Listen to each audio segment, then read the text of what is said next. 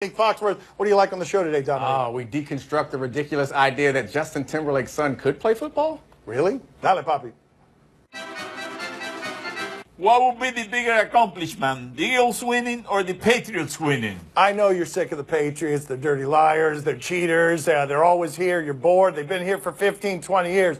But just because they're always there, if they keep getting there and keep doing it and do it again, the accomplishment, the size of the accomplishment, just by getting there or winning it, the size of what they're doing when you consider Carolina was there and then poof, all of a sudden with Cam Newton, they're gone. One-year wonders are amazing, but this thing, what's happening here with the Patriots is much larger than anything that's ever happened for the Eagles. Oh, yeah, I have to agree with you. I think the longevity of this dynasty might make them the best dynasty in sports, especially in the modern age with free agency and all the players moving. But if the Eagles win, what they would have done would have been impressive, but it has been done before. Even Tom Brady was a backup quarterback to win a Super Bowl. Jeff Hostetler has done it, and underdogs win also. So it's not as impressive, although it would be surprising. I understand the nature of the question, right? Because their quarterback is out, because their left tackle has been out. This guy was a multi-time Pro Bowler, Jason Peters.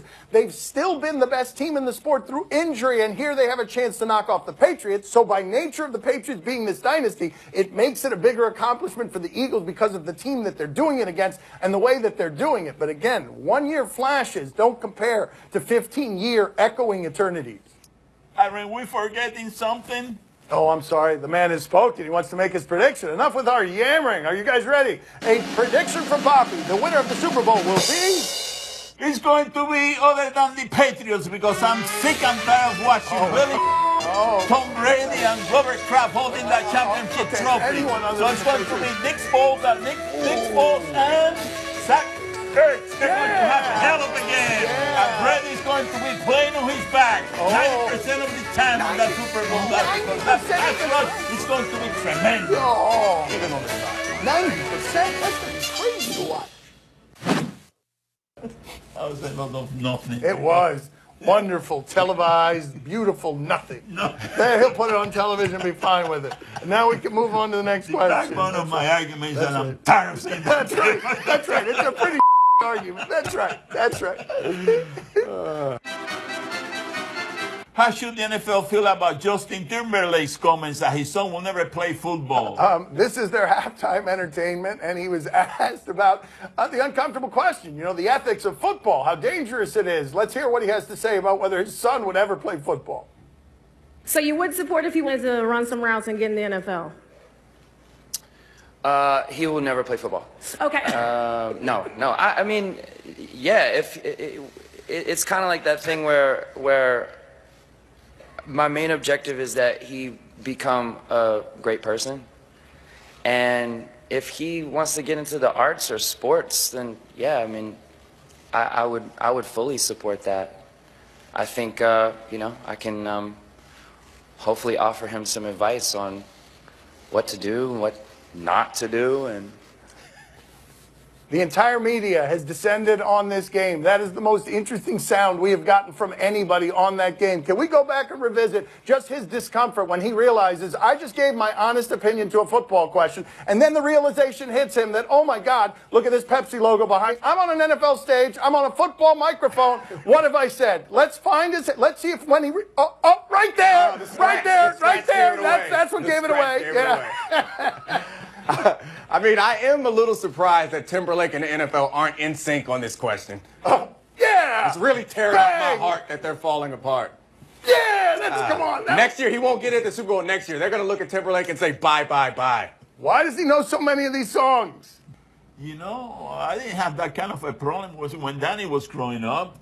He couldn't play for He had no talent. That's right. He didn't worry about it. No moral dilemmas for Bobby. What's going to happen? He's going to go out there and be awful?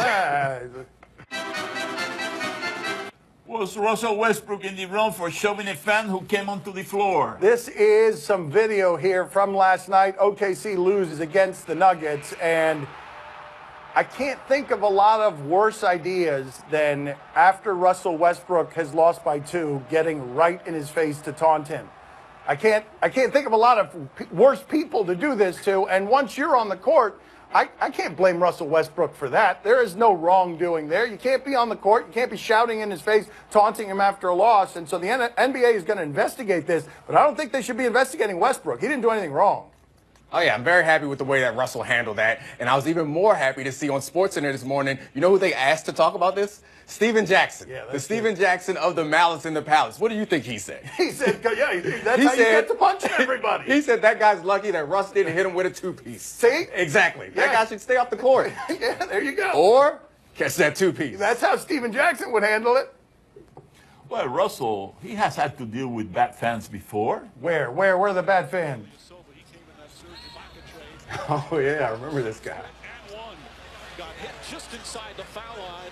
Oh, yeah, see, that's much more aggressive. And look, I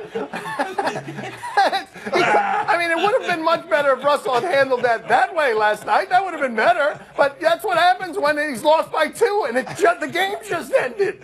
Why do fans keep messing with Russ? Like, of all the people in the NBA to mess with. Bad idea.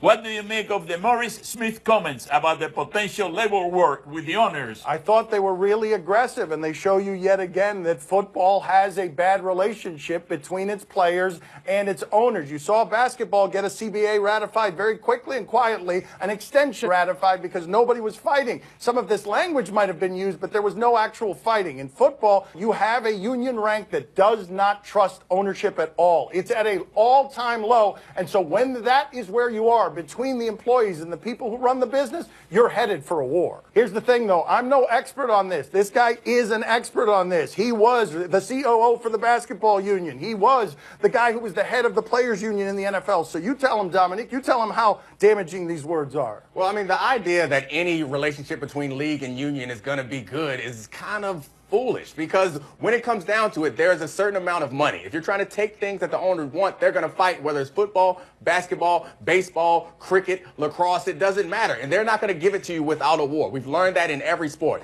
Throughout the history of labor negotiations in the NFL, it's come to strikes, it's come to lockouts, it's come to long court battles. That's the only way that the players get anything. So saying these words right now does sound pretty strong, but it's important to say these type of things early on, because you're not only sending a message to the owners, you're sending a message to the players that you need to be prepared. Whatever you need to do financially, mentally, emotionally, if you want to get some things back, you need to be prepared to sacrifice, be prepared for war.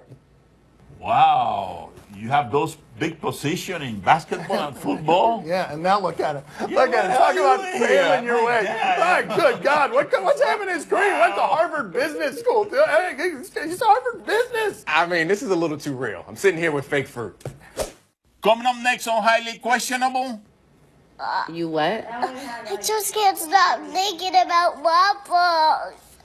Well, you had waffles for dinner and you had waffles for breakfast. So we're going to eat something else. Yeah, I can't stop. Why can't I just stop dreaming about waffles?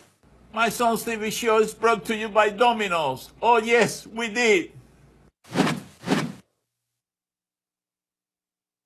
Neil Lang designs for Hollywood's biggest.